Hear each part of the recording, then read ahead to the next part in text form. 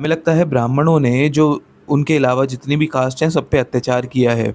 लेकिन इसका जवाब एम.एन. श्रीनिवासन जी ने दिया था 1952 में अपनी एक किताब में religion and society among the Coorgs of South India.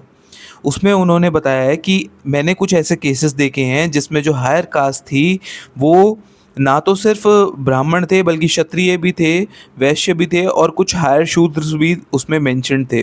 अब ये चीज़ें कैसे हुई? ये चीज़ें हुई संस्कृताइजेशन की वजह से।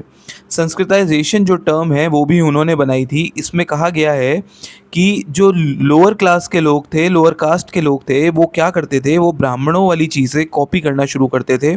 वो उन्हीं की तरह जीते थे और जैसे कि उन्होंने अपनी बुरी आदतें भी छोड़ी थी, जैसे कि मीट ईटिंग और अल्कोहल कंजम्पशन, ये सब चीज़ें उन्होंने छोड़ी ताकि वो भी ब्राह्मणों की कैटेगरी में आ पाएँ और उनको भी वो सम्मान मिल पाए। लेकिन ये चीज़ें वैसे काम नहीं करीं और इन चीज़ों ने समय के साथ डिफरेंसेस क्रिएट करने शुरू कर दिए।